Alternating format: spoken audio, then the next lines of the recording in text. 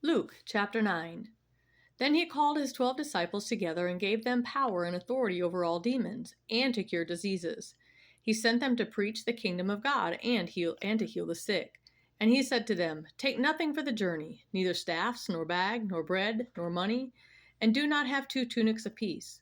Whatever house you enter, stay there, and from there depart. And whoever will not receive you, when you go out of that city, shake off the very dust from your feet as a testimony against them. So they departed and went through the towns, preaching the gospel and healing everywhere. Now Herod the Tetrarch heard of all that was done by him, and he was perplexed, because it was said by some that John had risen from the dead, and by some that Elijah had appeared, and by others that one of the old prophets had risen again.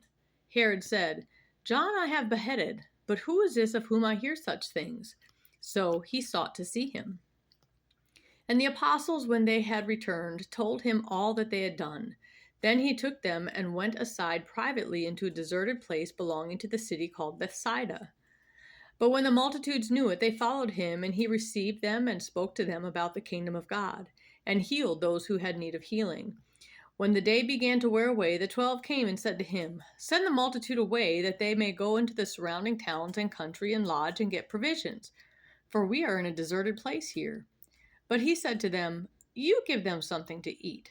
And they said, We have no more than 5 loaves and 2 fish, unless we go and buy food for all these people. For there were about 5,000 men.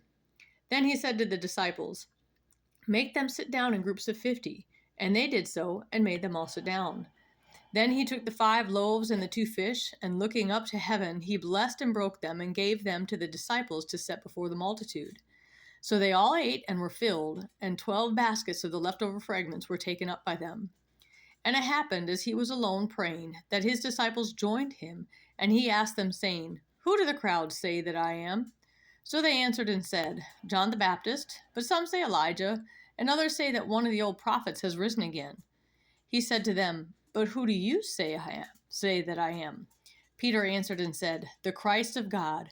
And he strictly warned and commanded them to tell this to no one, saying, The Son of Man must suffer many things, and be rejected by the elders and chief priests and scribes, and be killed, and be raised the 3rd day.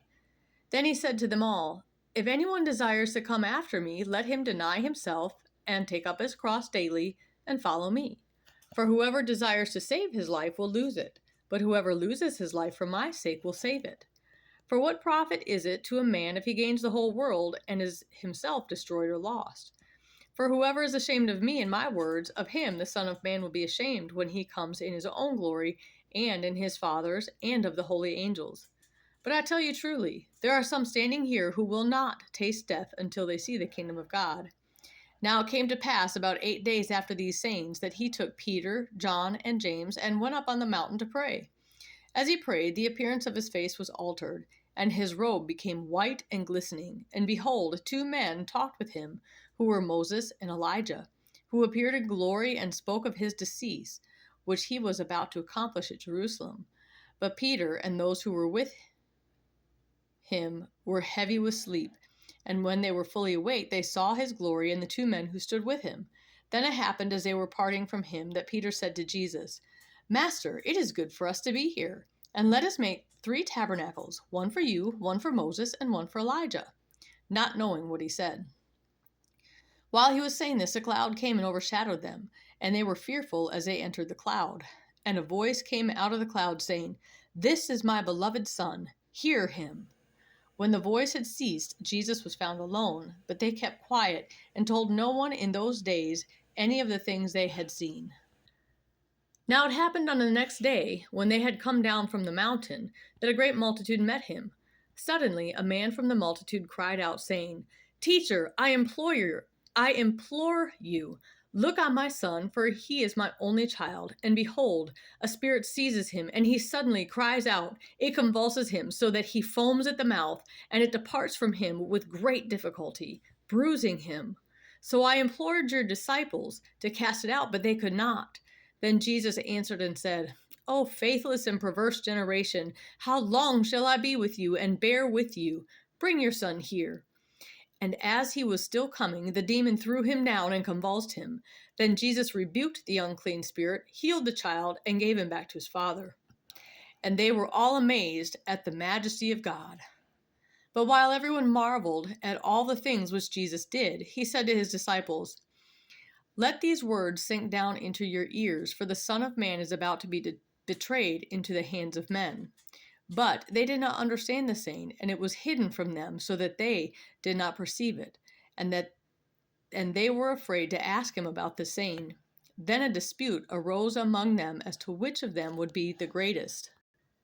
And Jesus, perceiving the thoughts of their heart, took a little child and set him by him, and said to them, "Whoever receives this little child in my name receives me, and whoever receives me receives him who sent me.